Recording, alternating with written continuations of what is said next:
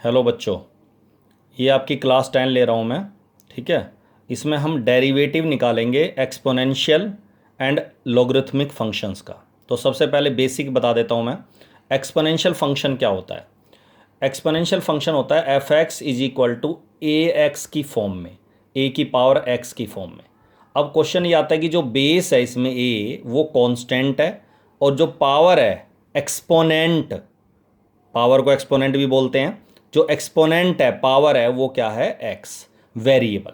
तो इंपॉर्टेंट बात यह है कि अगर किसी भी फंक्शन में बेस तो है कांस्टेंट और पावर एक्सपोनेंट वो है वेरिएबल, तो उसको बोलेंगे एक्सपोनेंशियल फंक्शन।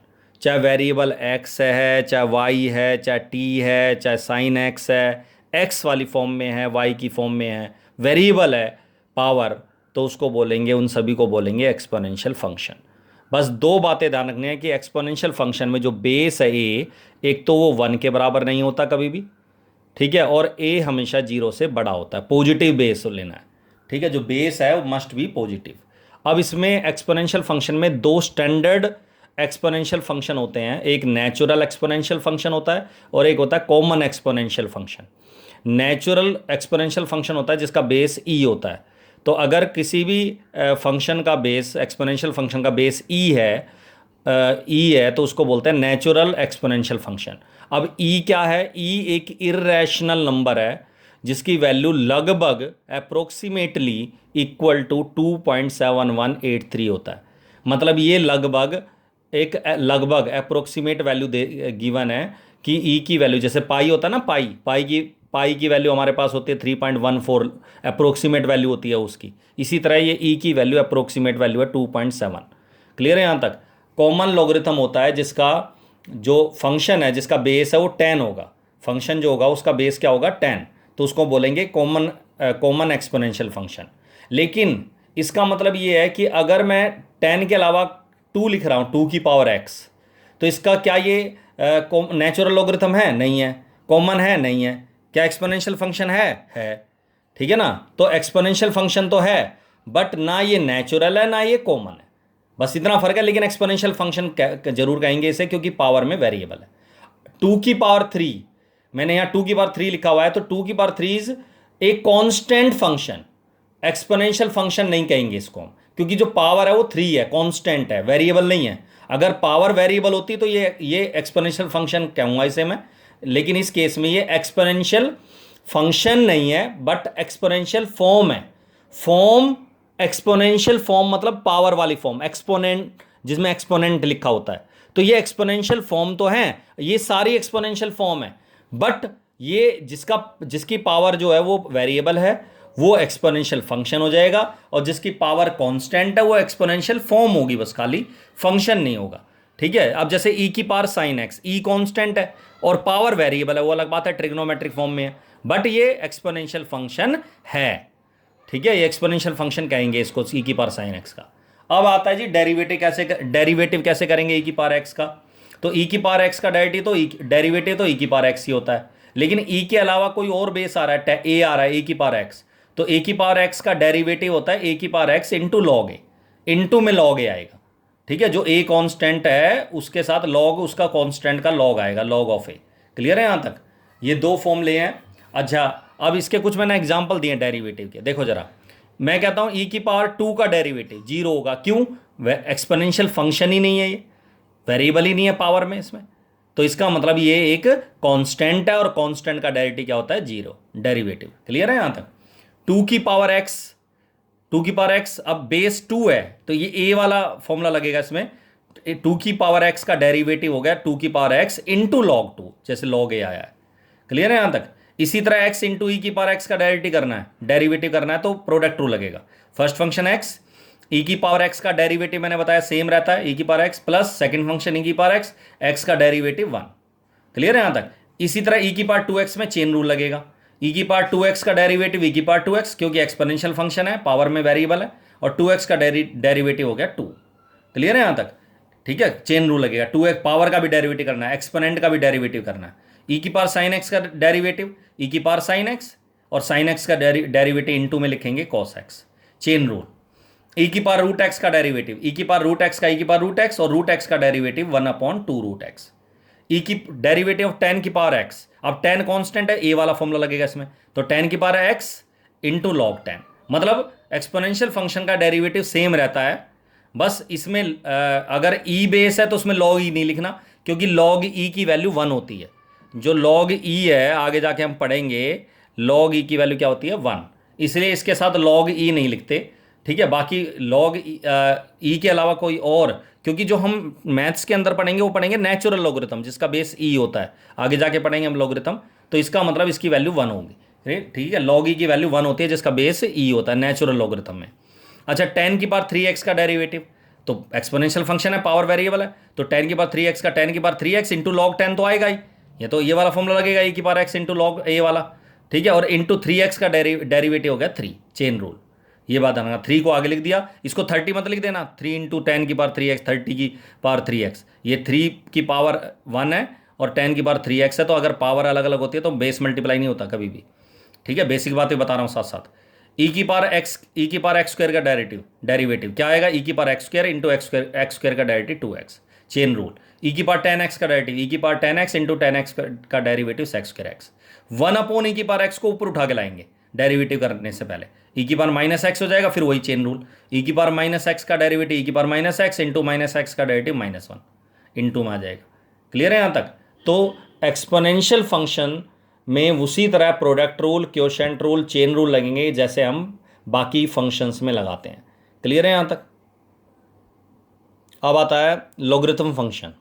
लॉगरिथमिक फंक्शन होता है जिसको शॉर्ट फॉर्म में लिखते हैं एफ एक्स बराबर LOG, शॉर्ट फॉर्म में लॉग ही लिखते हैं बस खाली, log of x, variable x to the base a, ये जो ए लिखा वो जी से टच नीचे लिखा, मतलब कि लॉग एक्स एक लाइन में लिखना और ए को लिखना नीचे, इसको वो पढ़ते हैं ऐसे, log of x to the base a, log of x to the base a, या लॉग एक्स बेस ए, ठीक है। इसमें भी ध्यान रखना है कि जो x है लॉग के साथ जो नंबर लिखा है वो 0 से बड़ा होगा, पॉजिटिव, क्योंकि लॉगरिथम केवल पॉजिटिव वैल्यू का लॉगरिथम ही डिफाइन होता है, नेगेटिव वैल्यू का लॉगरिथम नॉट डिफाइन होता है, 0 का और लॉग 0 नॉट डिफाइन होता है, लॉग नेगेटिव वैल्यू का लॉगरिथम भी नॉट डिफाइन होता है, तो इसका मतलब 0 से बड़ा होगा x। और दूसरा जो बेस है वो ना 1 के बराबर होगा बेस, और बेस भी पॉजिटिव होगा, पॉजिटिव बेस होंगे लॉगरिथम फंक्शन में। इसमें भी दो तरह के लॉगरिथम फंक्शन होते हैं, एक नेचुरल और एक कॉमन, जैसे एक्सपोनेंशियल में था वैसे लॉगरिथम में है। नेचुरल में log x to the base e होता है, अगर ई बेस है तो उसे नेचुरल लॉगरिथम बोलेंगे, और जिसका बेस 10 है 10 है उसको कॉमन लॉगरिथम पढ़ेंगे। जो साइंस वाले बच्चे फिजिक्स केमिस्ट्री में जो लॉग टेबल यूज़ करते हैं वो कॉमन लॉगरिथम की यूज़ करते हैं, जो लॉग टेबल गिवन होती है हमारी वो उस लॉगरिथम टेबल उस लॉग की गिवन होती है जिसका बेस 10 होता है, कॉमन लॉगरिथम, ठीक है। अब आता है नेचुरल लॉगरिथम को लिखने का एक और तरीका होता है LNX, L मतलब लॉगरिथम फंक्शन, N मतलब नेचुरल ऑफ एक्स वेरिएबल है, तो इसको हम ऐसे भी लिखते हैं नेचुरल लॉगरिथम को LNX, कॉमन को तो ऐसे ही लिखेंगे लेकिन नेचुरल को LNX, या फिर log x लिख रहे हैं और बेस मेंशन नहीं है तो अंडरस्टूड है कि मैथ्स के अंदर जो हम लॉगरिथम पढ़ेंगे, लॉगरिथम फंक्शन जिसका बेस मेंशन नहीं होगा उसका बेस अगर हमें अपने पास से लिखना होगा तो ई लेके चलेंगे, मतलब कि नेचुरल लॉगरिथम लेके चलेंगे। क्लियर है यहाँ तक? अब यहाँ आ जाओ जरा, अगर मैं कह रहा हूँ log x बेस 2 है तो क्या ये लॉगरिथम फंक्शन है? यस, लॉगरिथम फंक्शन है। क्यों? बेस जो log के साथ लिखा हुआ वेरिएबल है, बेस चाहे 2 है, अब ये ना 2 बेस होने की वजह से ना ये नेचुरल है ना ये कॉमन है, लेकिन लॉगरिथम फंक्शन है। इसी तरह अगर मैं कहता हूँ log 2 बेस e, ये लॉगरिथमिक फॉर्म है, फॉर्म, फंक्शन नहीं है, क्योंकि फंक्शन के लिए जरूरी है log के साथ वेरिएबल होना, ठीक है। log के साथ अगर वेरिएबल नहीं है, कोई कांस्टेंट है, तो ये कांस्टेंट फंक्शन कहलाता है, ना कि लॉगरिथम फंक्शन कहलाएगा। लॉगरिथमिक फॉर्म बोलेंगे इसको हम केवल, this is logarithmic form. Clear है यहां तक? अब आता है डेरिवेटिव कैसे करेंगे जी। log x का डेरिवेटिव होता है भैया 1/x, log x का, और log x बेस a है, e बेस है तो 1/x, और log x to the base a है तो 1/x तो लिखेंगे ही, log x का 1/x, लेकिन a जो बेस है उसके साथ उसके अपॉन में log a आ जाएगा, जैसे एक्सपोनेंशियल में तो इनटू में आता था log a, इसमें अपॉन में आएगा। अब डेरिवेटिव देखो इनके क्या करेंगे, log 2 बेस कौन, अब इस ये कांस्टेंट फंक्शन है, लॉगरिथमिक फॉर्म है लेकिन कांस्टेंट फंक्शन है ये, तो इसका डेरिवेटिव होगा 0। इसी तरह log sin x, अब मल्टीप्लाई नहीं है, प्रोडक्ट नहीं है, ये log के x की जगह log के अंदर है लिखा हुआ है sin x, तो ये कंपोजिट फंक्शन है, तो तो इसमें चेन रूल लगेगा, डेरिवेटिव करेंगे तो लॉग साइन एक्स का डेरिवेटिव होगा 1/sin x, जैसे लॉग एक्स साइन एक्स को टी मान लिया तो 1/t, लॉग टी का डेरिवेटिव, और साइन एक्स का डेरिवेटिव इंटू हो गया cos x, cos upon sine होता है कॉट एक्स। इसी तरह sine x into log x आ जाए तो प्रोडक्ट रूल लगेगा, first function sine x, log x का derivative 1/x plus log x sine x का derivative cos x, product rule लगेगा। इसी तरह लॉग ए एक्स प्लस बी है, अब बेस मेंशन नहीं कर रहा मैं लॉग का, तो अंडरस्टूड है कि नेचुरल होगा, ई होगा, कोई अगर किसी लॉगरिथम का बेस मेंशन नहीं है तो मान के चलेंगे ई है। अब इसका लॉगरिथम का डेरिवेटिव होगा 1/a x प्लस बी, क्यों, इसको टी मान लिया 1/t, और टी का derivative a x plus b का डेरिवेटिव हो गया a. Log x by sine x में क्वोशिएंट रूल लग जाएगा क्योंकि डिवाइड में, नीचे डिनोमिनेटर का स्क्वायर, डिनोमिनेटर लॉग एक्स का डेरिवेटिव 1/x न्यूमरेटर का, minus log x numerator, denominator sine x का डेरिवेटिव होगा कॉस एक्स। ठीक है, इसी तरह log x बेस 10 है, इसका डेरिवेटिव करना है तो होता है 1/x log 10 अपॉन में log 10 to the base e, natural logarithm वाला। क्लियर है यहाँ तक? तो लॉगरिथम फंक्शन में भी product rule, quotient rule, chain rule उसी तरह लगेंगे जैसे हम बाकी फंक्शंस में लगाते हैं। क्लियर है यहाँ तक? अब मैं बता रहा हूँ लॉगरिथम के कुछ फॉर्मूले, केवल लॉगरिथम के फॉर्मूले हैं, वो डेरिवेटिव के नहीं है। देखो, लॉग के अंदर अगर मल्टीप्लाई में 2 नंबर आ जाए तो उसको हम प्लस में लिख देते हैं, लॉग ए प्लस लॉग बी, अलग अलग 2 बार लॉग लिख के ए और बी को प्लस में लिख देंगे, बीच में प्लस आएगा। डिवाइड में लॉग के अंदर 2 नंबर आ रहे हैं तो उसको माइनस लॉग ए माइनस लॉग बी, बीच में माइनस आ जाएगा। ठीक है, अगर लॉग के साथ ए की पावर बी है, मतलब जो लॉग के साथ नंबर लिखा हुआ है ए, उसकी कोई पावर है, तो ये जो पावर होती है मल्टीप्लाई में लिख देते हैं बी इंटू लॉग ए। हाँ, अगर लॉग ए की होल पावर बी है तो बी पावर आगे नहीं आएगी, मतलब लॉग ए की कोई पावर है वो नहीं आएगी आगे, ए की कोई पावर है, जो लॉग के साथ नंबर लिखा हुआ है उसकी कोई पावर है वो मल्टीप्लाई में आएगी लॉग के आगे। ठीक है, इसी तरह लॉग ए प्लस बी का कोई फॉर्मूला नहीं होता, इसको हम ऐसे नहीं लिख सकते लॉग ए प्लस लॉग बी, क्योंकि मल्टीप्लाई में होगा तो प्लस लिखेंगे, प्लस में होगा तो कुछ नहीं करेंगे।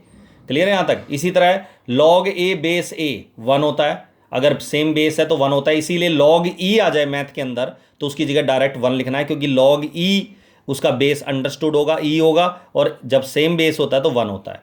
क्लियर है यहाँ तक?